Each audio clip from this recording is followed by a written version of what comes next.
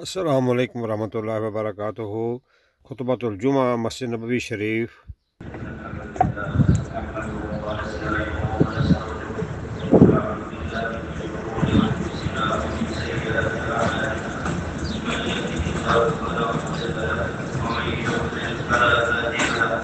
وأشهد أن لا إله إلا الله وحده لا شريك له وأشهد أن محمدا عبده ورسوله صلى الله عليه وعلى آله وأصحابه وسلم تسليما كثيرا.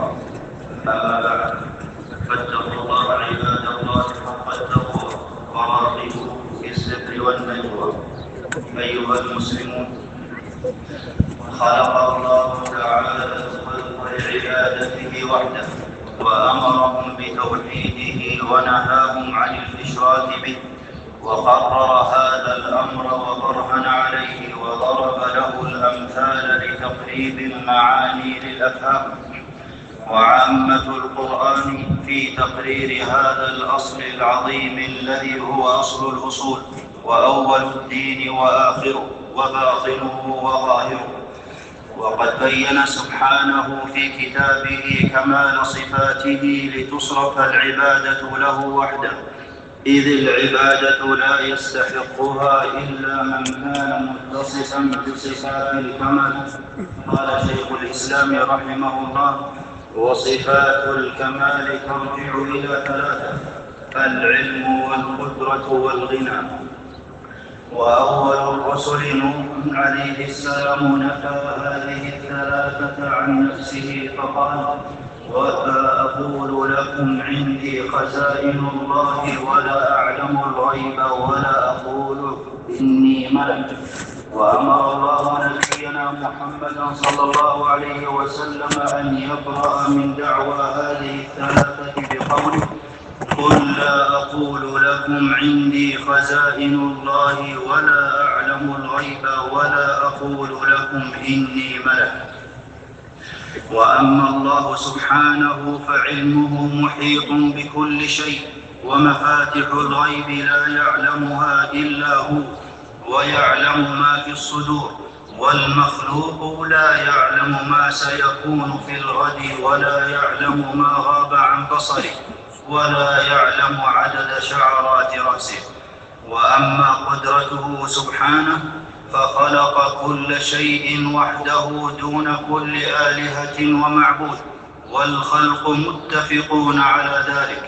ولئن سألتهم من خلق السماوات والأرض ليقولن الله. قال ابن القيم رحمه الله: دل القرآن والسنة والفطرة وأدلة العقول أنه سبحانه خالق كل شيء. إذا أراد سبحانه شيئا يقول له كن فيكون على وفق ما أراد كطرف العين. وما أمرنا إلا واحدة كلمح بالبصر. ومن كمال قدرته تدبير الأمور، فبيده سبحانه وحده النفع والضر، وهو الذي يهدي من يشاء من عباده ويطعمهم ويسقيهم ويشفيهم ويميتهم ويحييهم. قال إبراهيم عليه السلام: الذي خلقني فهو يهدين، والذي هو يطعمني ويسقين، وإذا مرضت فهو يشفين، والذي يميتني ثم يحيين. وله الملك الكامل والتصرف المطلق في السماوات والأرض بغير شريك ولا نديد، يفعل فيها ما يشاء. ولتمام قدرته سجد له من في السماوات ومن في الأرض طوعا وكرها.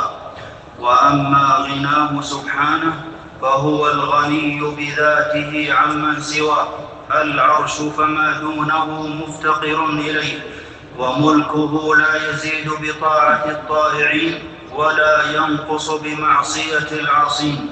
في الحديث القدسي: يا عبادي لو أن أولكم وآخركم وإنسكم وجنكم كانوا على أتقى قلب رجل واحد منكم ما زاد ذلك في ملكي شيئا.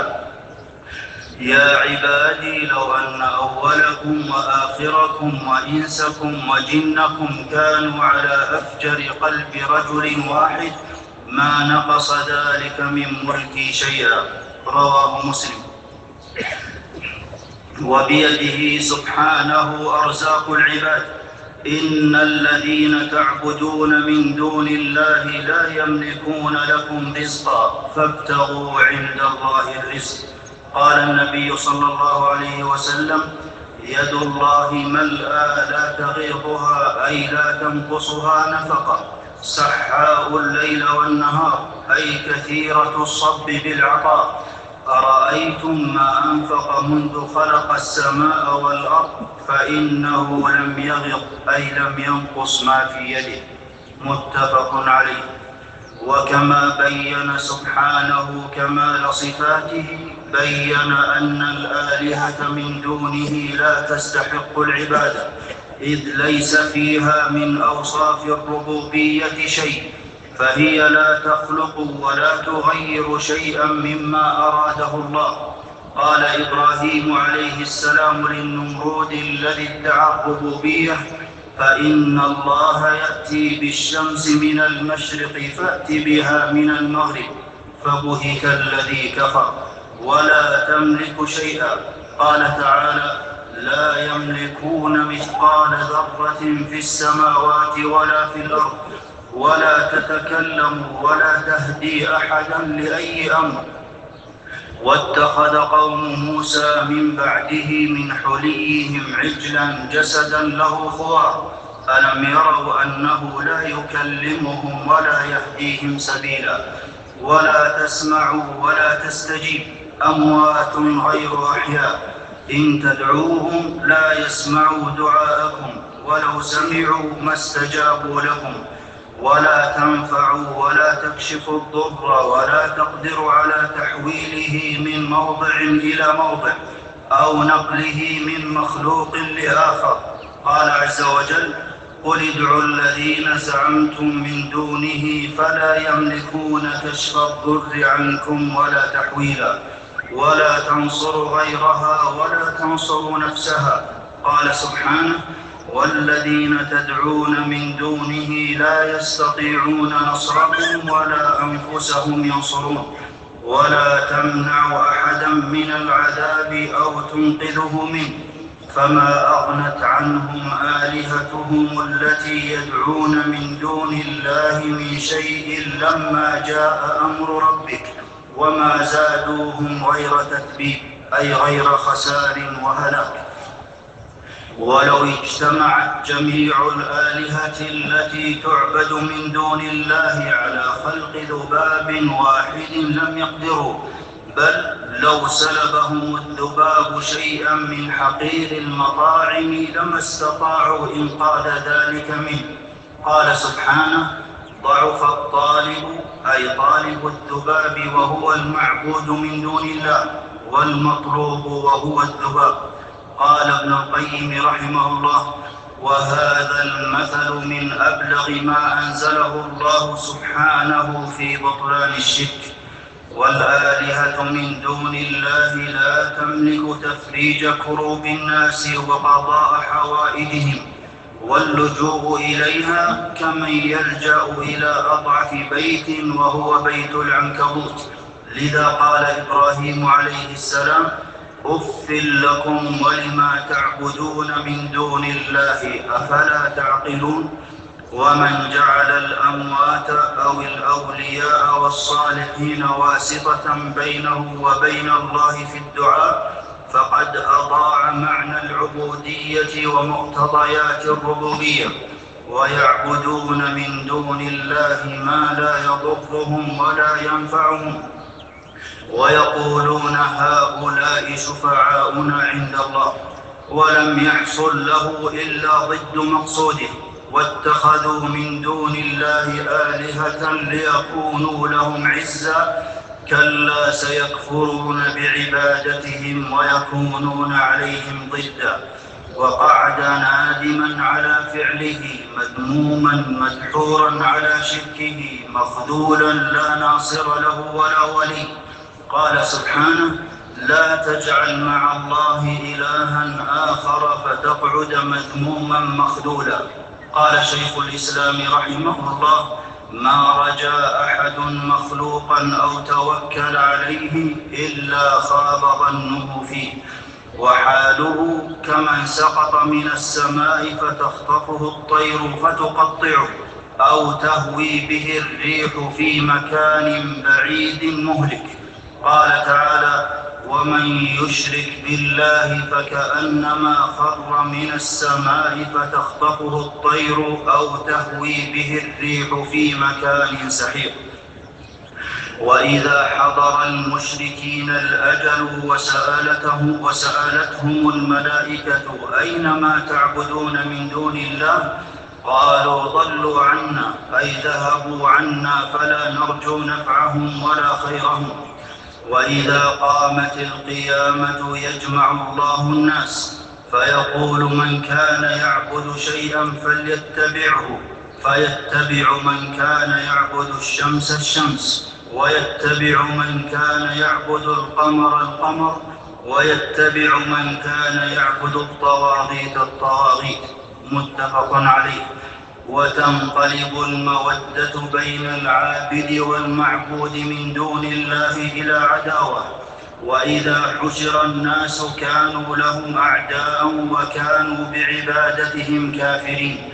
وتتبرأ المعبودات من عابدها، إذ تبرأ الذين اتبعوا من الذين اتبعوا، ويتبرأ منهم الشيطان الذي أمرهم بالشرك وزينه لهم. وقال الشيطان لما قضي الأمر: إن الله وعدكم وعد الحق ووعدتكم فأخلفتكم، وما كان لي عليكم من سلطان إلا أن دعوتكم فاستجبتم لي، فلا تلوموني ولوموا أنفسكم. وإذا وقفوا على النار أعادوا الندامة. ولو ترى إذ وقفوا على النار فقالوا: يا ليتنا نرد ولا نكذب بآيات ربنا ونكون من المؤمنين. وبعد أيها المسلمون، فجناب الألوهية متين لو ادعاه ملك ولن يكون فجزاؤه جهنم. قال سبحانه: ومن يقل منهم إني إله من دونه فذلك نجزيه جهنم. ومن أشرك ولو كان نبيا ولم يكن حبط عمله. قال جل شأنه: ولقد أوحي إليك وإلى الذين من قبلك لئن أشركت ليحبطن عملك ولتكونن من الخاسرين. ورسل الله لم يأمروا أحدا بعبادتهم أو عبادة غيرهم من دون الله. قال عز وجل: ما كان لبشر أن يؤتيه الله الكتاب والحكم والنبوة ثم يقول للناس كونوا عبادا لي من دون الله. ومن عبد غير الله أو عبد وهو راض أو دعا الناس لعبادة نفسه فقد توعده الله بجهنم. قال تعالى: إنكم وما تعبدون من دون الله حصب جهنم أنتم لها واردون. وعبادة غير الله مبنية على الجهل. قالوا: يا موسى اجعل لنا إلها كما لهم آلهة. قال: إنكم قوم تجهلون. ولا برهان لهم على عبادتهم مع الله غيره. قال سبحانه: وما لهم به من علم وإنما هو التقليد. قال: هل يسمعونكم إذ تدعون أو ينفعونكم أو يضرون؟ قالوا: بل وجدنا آباءنا كذلك يفعلون. وليقينهم ببطلان عبادتهم إذا ألمت بهم الخطوب لجأوا إلى الله وحده. فإذا ركبوا في الفلك دعوا الله مخلصين له الدين. فلما نجاهم إلى البر إذا هم يشركون. والمؤمن يدعو ربه في السراء والضراء. أعوذ بالله من الشيطان الرجيم. ذلك بأن الله هو الحق وأن ما يدعون من دونه الباطل وأن الله هو العلي الكبير. بارك الله لي ولكم في القرآن العظيم، ونفعني الله وإياكم بما فيه من الآيات والذكر الحكيم. أقول قولي هذا وأستغفر الله لي ولكم ولجميع المسلمين من كل ذنب فاستغفروه إنه هو الغفور الرحيم.